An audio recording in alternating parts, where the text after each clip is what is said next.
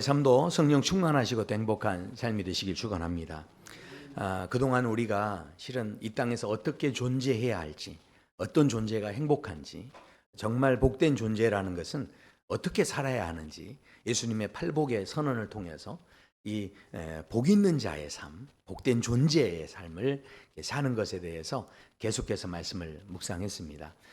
오늘 말씀은 화평케 하는 자가 복이 있다. 화평하게 하는 존재가 복이 있다. 이렇게 말씀합니다. 우리 인간의 삶은 혼자 사는 게 아니죠. 우리가 더불어서 이렇게 존재를 하고 있습니다. 그래서 내가 있기에 너가 있고 너가 있기에 내가 있습니다. 자, 이 말이 좀 더 이렇게 다가오는 말로 우리가 좀 들리려면 너라는 말을 그대로 한번 바꿔보세요. 그러면 내가 있기에 사랑하는 그대가 있고 사랑하는 그대가 있기에 내가 있다. 느낌이 다르지 않습니까? 느낌이 오세요? 네.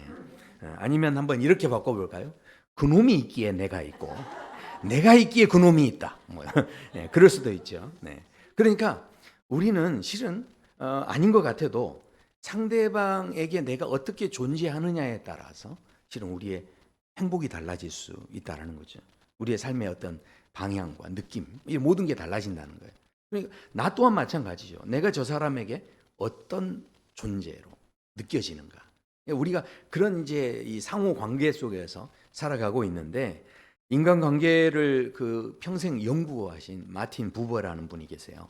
이분이 독일에서 태어나신 분인데 나중에 이제 아주 유명한 학자로서 신학자로 그렇게 이제 활동을 하셨던 분인데 그분이 이 쓴 책에 보면 나와 너라고 하는 책이 있는데 거기에서 인간관계의 세 가지 유형을 소개를 합니다. 근데 이 세 가지 유형에서 인간관계에 있어서 최악의 경우가 있다는 최악의 경우. 최악의 인간관계는 어떤 관계냐? 이거는요. 그것과 그것의 관계라는 겁니다. 그러니까 이건 무슨 이야기냐면 서로 관계를 할 때 그냥 내가 너를 이용하고 너도 나를 이용하고 서로 그냥 필요에 의해서 만나는 존재.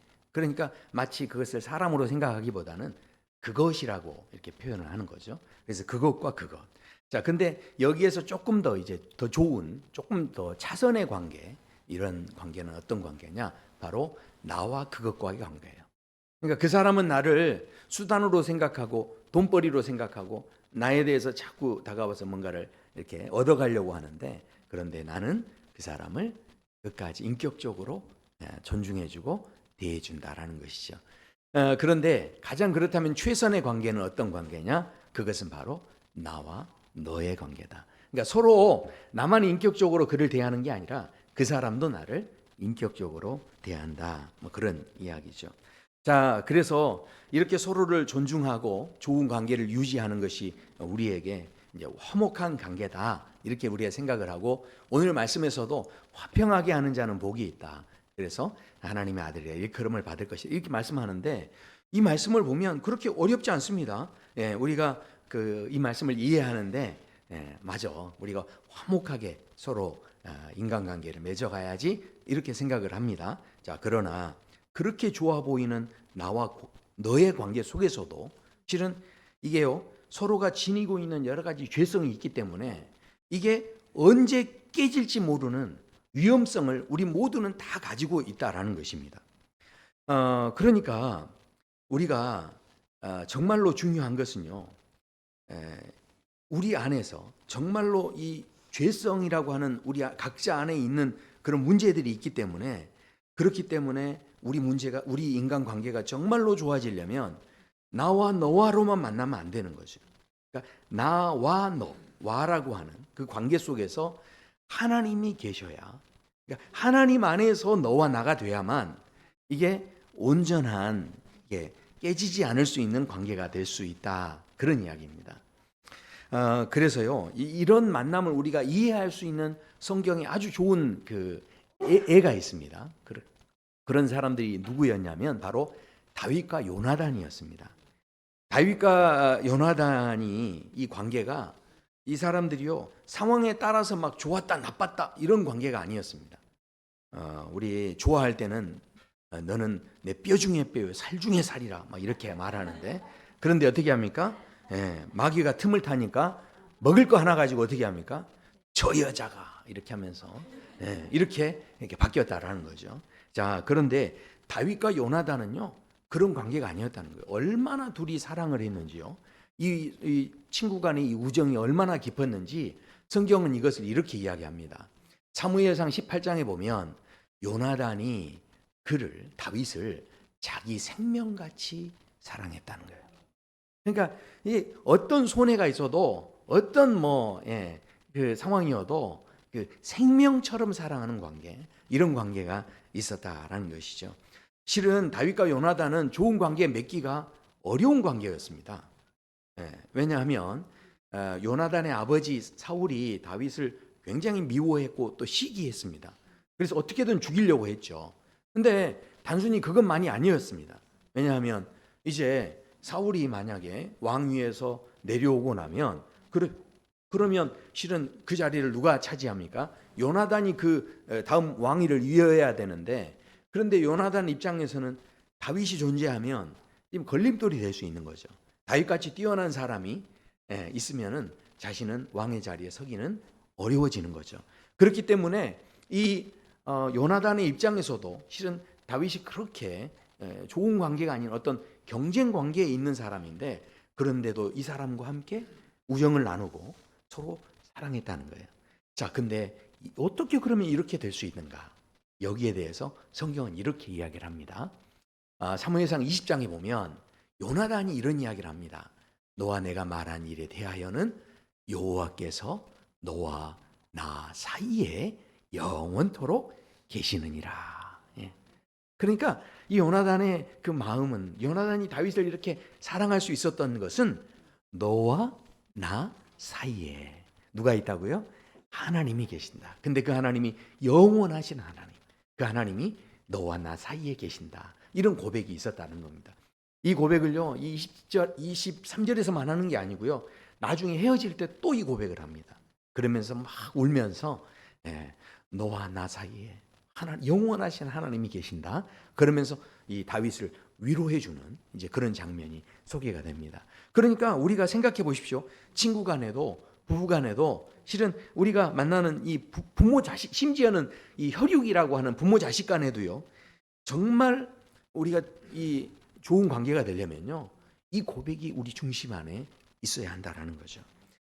그러니까 하나님께서는요 원래부터 우리를 창조하실 때 우리가 이런 관계가 되기를 원하셨어요. 그래서 아담과 하와를 지으실 때도 이런 관계가 되기를 원하셨고, 우리가 서로 이렇게 화목하는 관계, 이런 관계가 되기를 원하셨죠. 이 마음이 얼마나 절실하셨는지, 죄로 인하여서 깨어진 관계, 마귀가 계속해서 우리 관계를 깨뜨리고, 그 아담과 하와 부부지간에도 어떻게 한 겁니까? 저 여자라고 이렇게 말하게 하는 그런 어떤 관계로 만들었던, 이 마귀가 틈을 타서 그렇게 했는데, 그런데 하나님께서는 우리가 어떻게든 화목하기를 원하시는 거죠. 그래서 십자가 사건을 통해서 우리를 의롭게 하시고 나서 그 십자가 사건이 주는 의미가 무엇인지를 설명할 때 로마서 5장에서는 이렇게 이야기합니다. 우리가 믿음으로 의롭다 하심을 얻었은즉 우리 주 예수 그리스도로 말미암아 하나님으로 더불어 화평을 누리자.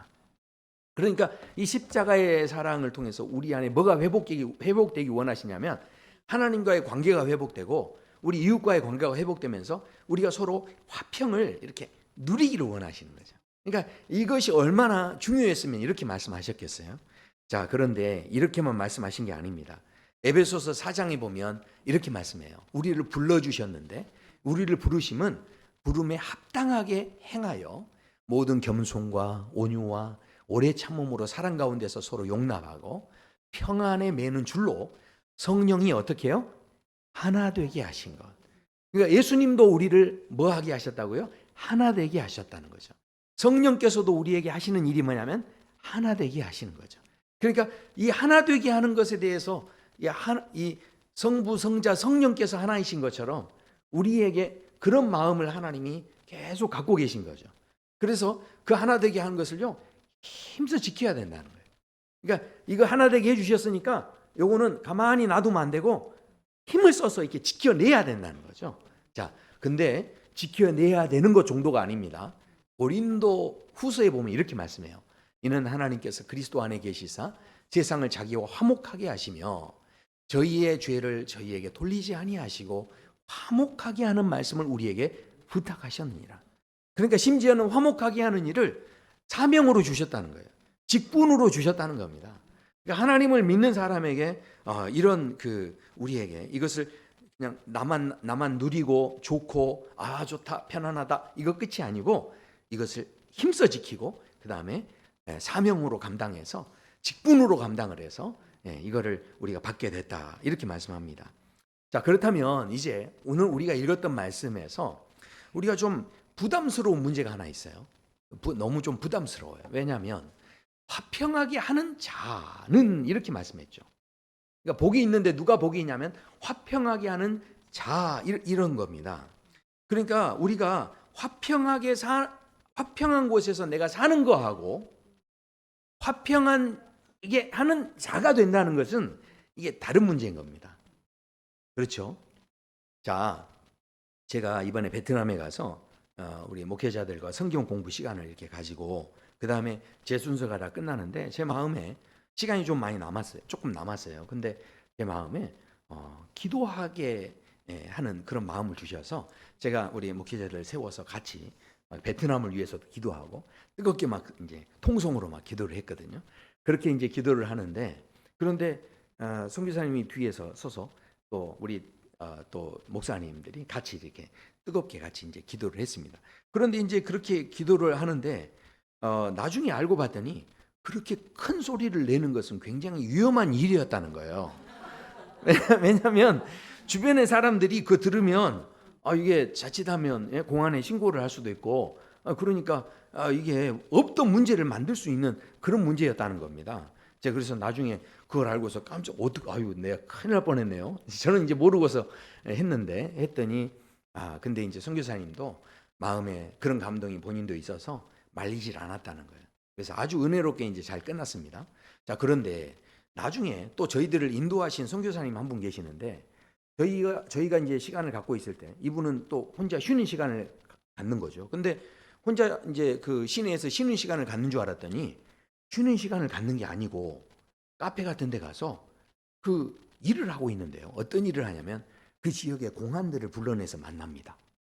이분이 여기에서 18년을 사역하신 분인데 여러 공안들을 알고 있는 거예요. 그래서 이 사람들을 만나가지고 커피 한 잔 사주면서 그러면서 이제 여러 가지 그 비즈니스에 대한 그런 이야기도 하고 태권도 선교를 하기 때문에 그 사범님이기도 한데 이제 이분이 그런 이야기도 좀 하면서 또 이분들에게 여러 가지 그 상황에 대해서 이야기를 하는데 그 사람들하고 그런 시간을 보내는 게 괜히 불러낸 게 아니고요. 만약에 혹시라도 문제가 생겼을 때 그 상황에 대해서 대처할 수 있도록 알리바이를 만들고 계신 거예요.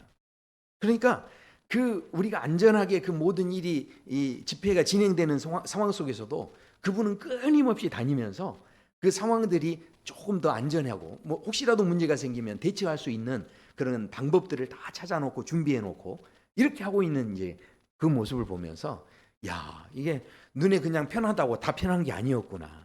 그 뒤에 우리 백조가 여유롭게 다니는데 그러나 발밑에서 뭐 하고 있습니까? 엄청 막 이렇게 그 발길질을 하고 있지 않습니까? 마치 그것처럼 그 평화로워 보이는 곳에요. 실은 그 내면에는 수많은 사람들이 희생하고 헌신하고 수고하는. 그리고 이번에 저희 갔을 때 여러 목사님들이 갔기 때문에 그 많은 교회들에서 함께 다 또 중보기도를 했을 텐데 그래서 이 시간들을 우리가 지낼 수 있었구나. 제가 깨닫는 시간이었습니다. 그러니까 생각해 보십시오. 우리가 지금 예배를 드리는 것도 지금 그냥 되어진 게 아니라 원래 죄로 인하여서 하나님과 우리의 관계가 이게 하나가 될 수 없는 관계였는데 예수님의 그 보혈의 피로 말미암아 우리가 하나님을 아버지라 부를 수 있고 또 하나님 앞에 지금 자유롭게 예배 드릴 수 있는 것이 다 보면 거기에 희생과 헌신이 있었기 때문에 우리가 이 자리에 서 있다라는 것이죠. 우리가 가정에서도 마찬가지죠. 우리가 자녀들의 삶 속에도 보면 다 알게 모르게 부모들의 헌신이 뒷받침하고 있는 그런 모습을 우리가 보지 않습니까? 저희가 외출했다가 돌아왔더니 집이 어떻게 됐게요? 표가 나더라고요. 그러니까 이게 보이지 않는 자리에서 수고하고 헌신하는 사람들. 우리가 여러 가지 가정과 회사나 친척이나 어떤 또 여러 가지 공동체 모임 속에서 우리가 뭐 이렇게 잘 살고 있지만, 그러나 마귀는 지금도 부지런히 돌아다니면서 사람들을 만나고 이간질하고 그다음에 미워하게 만들고 불평과 불만을 막 터뜨리게 만들고 이렇게 하면서 이 어지럽게 하는 일들을 마귀는 끊임없이 지금 돌아다니면서 하고 있는데, 그런데 그 모든 화평함을 위해서 우리가 그래서 끊임없이 해야 할 일들이 있다라는 거예요. 거기에 눈물이 있고 아픔이 있고 인내가 있고 뭐 이런 모습이 실은 우리에게 있다라는 거죠. 그렇기 때문에 솔직히 이게 부담스러워요. 우리도 지금 항상 예배 드리고 또 점심에 때 되면 식사하고 이렇게 다 하지만 늘 식사 끝나면 또 설거지 하시고 그렇게 치우시고 이렇게 하시는 분들이 있잖아요. 그런데 한번 생각해 보십시오. 그 오늘 본문에 보니까 화평하게 하는 자가 복이 있다고 했는데, 그러면 그렇게 막 애를 쓰고 이렇게 하는 것이 이제 복이 되니까 견디고 참고 뭐 이렇게 살아야 되는데, 그래서 아우 그래 나중에 하나님 나라 가면 하나님께서 복 주시겠지 뭐 이렇게 생각하고 인내할 수 있겠지만, 그러나 나 혼자만 계속 희생해야 되고 나 혼자만 계속 설거지해야 되고 이것이 한두 번이죠. 날마다 이러고만 있으면 신이 나겠습니까? 안 나겠습니까? 거기에 대해서 솔직히 막 내가 그런 삶을 살아야 된다면 이게 복이 있다라고 말할 수 있겠습니까? 이게 절대 그렇게 느껴지는 게 아닌 거죠. 상당히 실은 알고 보면 부담스러운 그런 말씀이라는 거죠. 또 한 가지 부담스러운 건, 두 번째는 이 화평이라고 하는 것이 어떻게 보면 이게 타협인지 화평인지 아리까리 할 때가 있거든요. 이게 그러니까 이게 지금 내가 하고 있는 것이 타협하는 건지 이게 지금 진짜 화평인지 구분하기가 쉽지 않다는 거예요. 그래서 실은 이 말씀이 조금 우리가 어렵게 다가올 수 있다라는 거죠. 자, 그러면 이게 타협인지 화평인지 어떻게 구분합니까? 자, 예수님께서도요, 모든 상황에 대해서 다 화목해라 이렇게 말씀하지 않으셨습니다. 예수님께서도 마태복음 그 10장에 보면요, 이렇게 말씀하세요. 내가 세상에 화평을 주러 온 줄로 생각하지 말라. 화평이 아니요 검을 주러 왔노라. 아니 분명히 우리 예수님은 화목하기 위해서 오신 분인데 왜 이런 말씀을 하셨을까요? 이 말씀을 보고 정말 이해가 다 되셨습니까? 저는 이 말씀을 보면 너무 이해가 안 되는 말씀이었죠. 그런데 여기에서 말하는 화평은 예수님이 전하고 싶어 하시는 화평이 아니었다는 거죠. 그러면 저 화평은 뭐였냐는 거예요. 저 화평은요, 일시적인 화평이에요. 그러니까 잠깐 동안 있는 화평입니다. 불완전한 화평이에요. 자, 그러니까 예를 든다면 아담과 하와의 가정 속에 하와가 아담에게 선악과를 따다가 먹으라고, 자기 이거 먹어봐 하면서 먹으라고 준 거예요. 자, 그럼 우리 성도님들 가정에서 아내분이 와가지고 여보야 자기야 이거 좀 먹어봐 그러면서 주면 우리 남편분들이 이걸 어디서 났는데 가져왔냐, 얼마 주고 샀냐 이렇게 따지면서 먹으면 사랑 받겠습니까? 못 받겠습니까? 그러면 사랑받고 화목한 가정이 되려면 자기야 이거 먹어봐 그러면 어떻게 먹어야 돼요? 그냥 무조건 묻고 따지지 않고 넙죽 받아 먹어야 그래 이게 아주 화목한 가정인 거죠. 그러니까 아담과 하와의 가정은 어떻게 해요? 알콩달콩하게 사는 화목한 가정이었다 아니다? 화목한 가정이었던 거죠. 그렇지 않습니까? 하와가 가져다 준 걸 이렇게 맛있게 불평하지 않고 잘 받아 먹었기 때문에 화목한 가정이었죠. 자, 그러나 그 화목은 일시적인 거였다는 겁니다.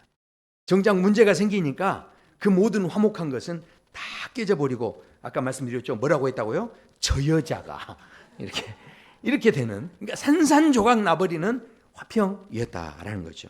그러니까 지금 예수님이 말씀하시는 이 검을 주러 오셨다, 내가 이 화평을 주러 오지 않았다, 이 말은 바로 일시적인 화평을 내가 주러 온 게 아니다. 그래서 내가 주는 화평은 영원한 화평이다. 이제 이 다른 차원의 화평을 지금 말씀하시는 거죠. 자, 그렇다면요, 이게 검이 뭐냐는 거예요. 그래서 우리는 대부분 어떤 분들이 검을 이해할 때 좀 잘못 이해하시는 분이 계셔가지고, 그래서 와 맞아 이 말씀대로 우리가 타협하면 안 돼. 어떻게든 내 타협하면 안 되지? 그러면서 집에 갔는데 남편이 교회 가지 말라고. 그리고 이번에 여행 가기로 했어요. 여행 가자고. 그러면 막 어떻게 합니까? 사탄아 물러가라.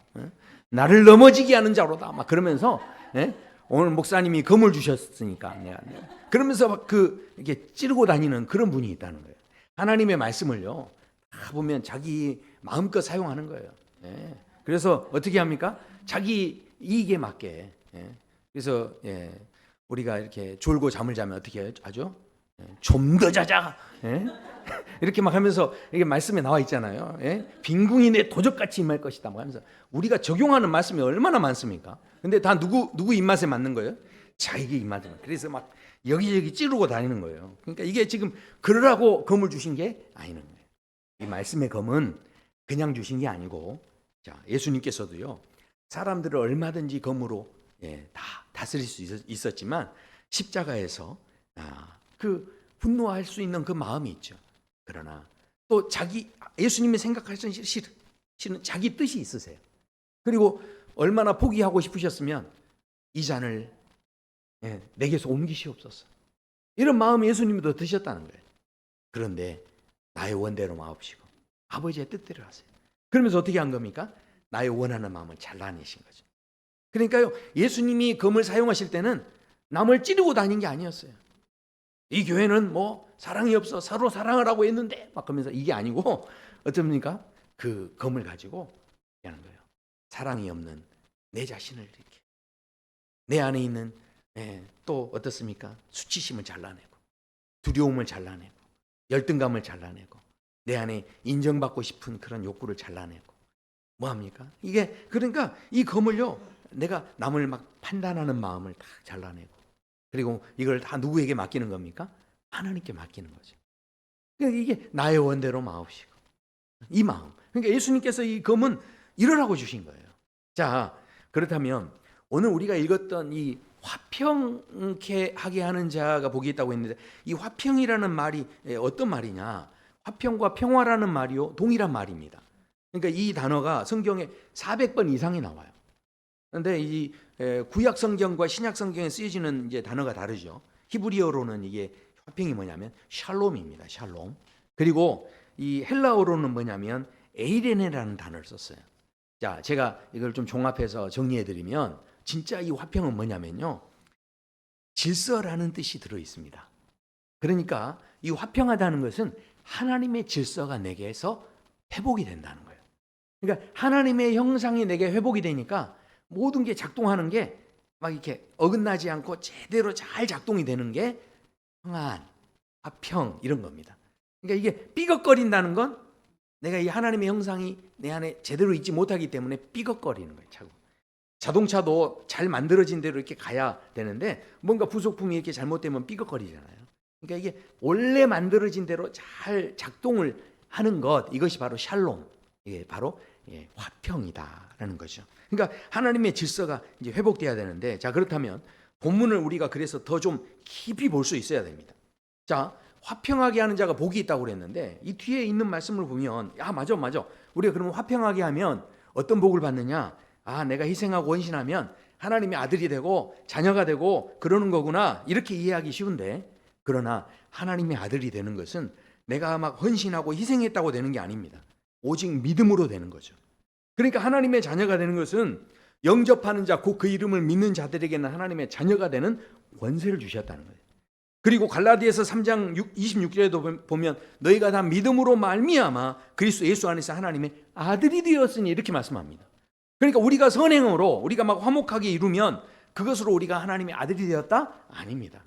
오늘 본문을 더 보셔야 되는 것은 오늘 본문에서 이 화목하게 하는 자가 복이 있다라고 말씀하시면서 지금 그런 사람이 하나님의 아들로 이렇게 된다라고 하는 이 표현은 무슨 이야기를 하는 거냐면 우리가 화목한 자로 살아갈 때 우리의 삶에 뭐가 필요하냐면 기준이 필요하다는 거예요. 그러니까 너희가 어떤 기준을 가지고 사느냐, 이것이 중요하다는 거죠. 대부분 우리가 생각하는 초점과 기준이 어디 있냐면요, 일상의 삶을 살아가실 때 이게 옳으냐 그르냐, 맞냐 틀리냐, 저 사람은 선하냐 악하냐, 그리고 저 사람은 좋아질 가능성이 있느냐 없느냐, 우린 대부분 어떤 이런 기준을 가지고 생각을 하죠. 이게 좀 더 유익이 되느냐 손해가 되느냐, 이런 기준을 가지고 우리는 생각을 합니다.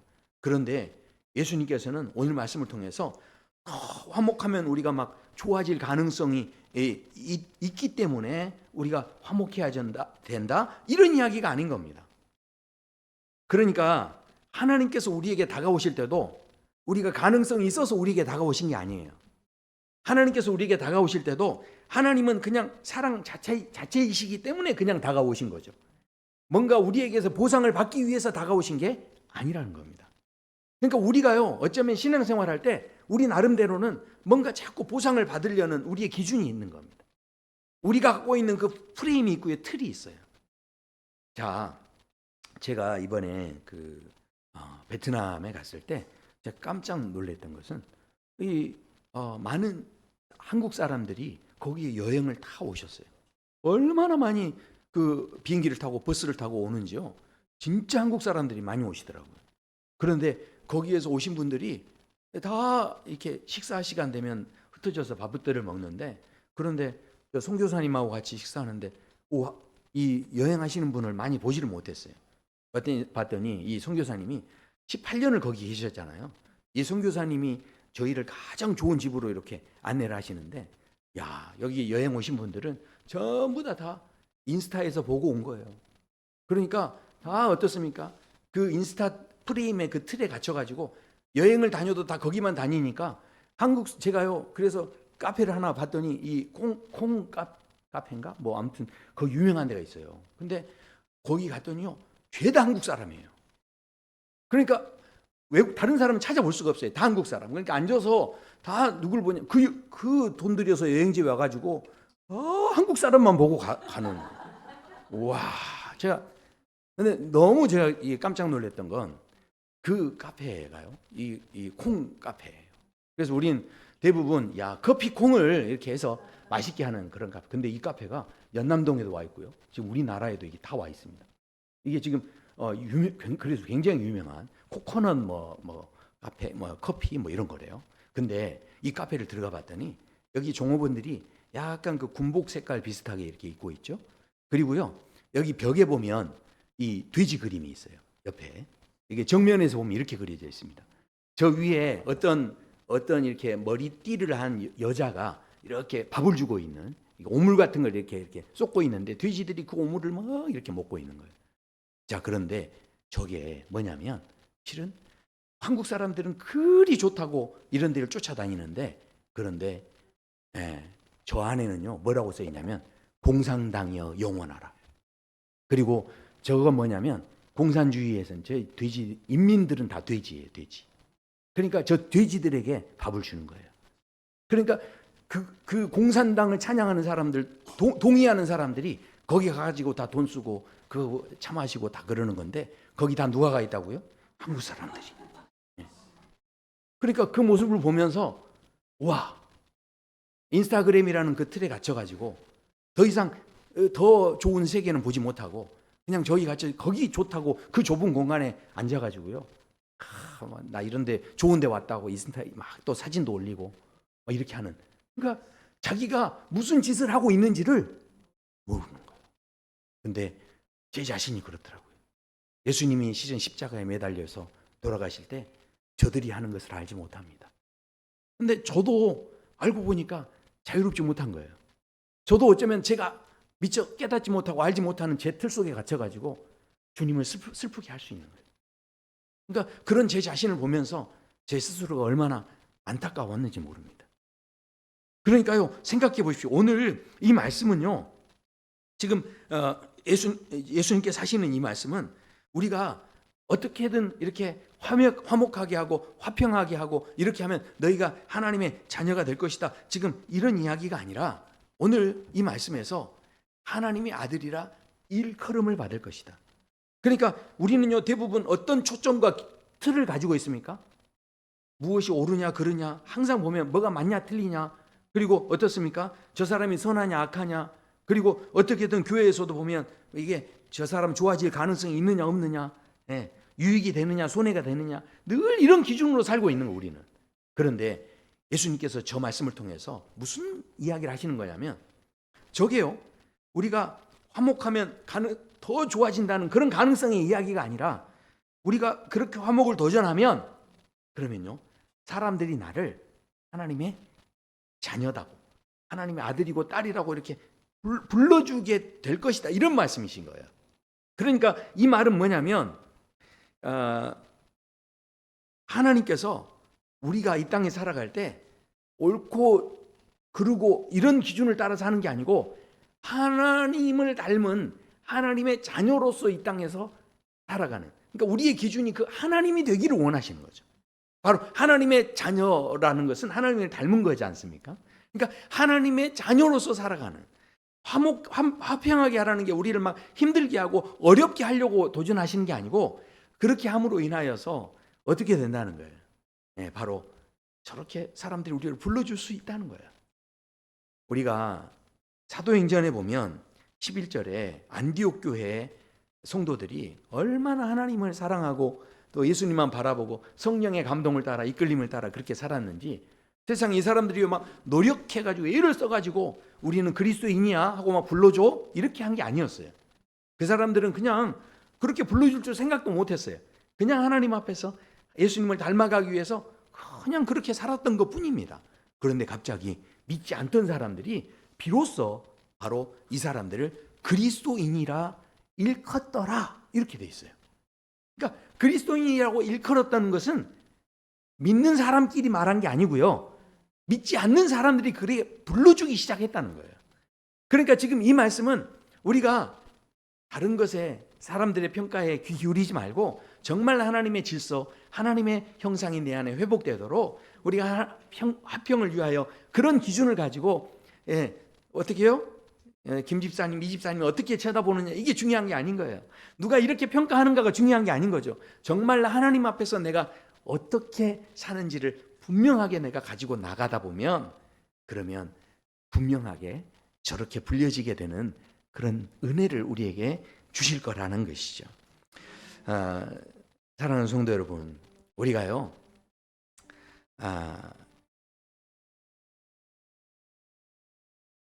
자녀를 키울 때 자녀가 그냥 이렇게 아이들 이렇게 키울 때 보면 밥을 해주고 막 그렇게 하면 그 이유식부터 해가지고 분유 뭐 이렇게 준비해서 만들어서 이걸 다 주면 우리 자녀들이 아버지 어머니 너무나 감사합니다 이렇게 하면서 이렇게 먹는 애가 있습니까?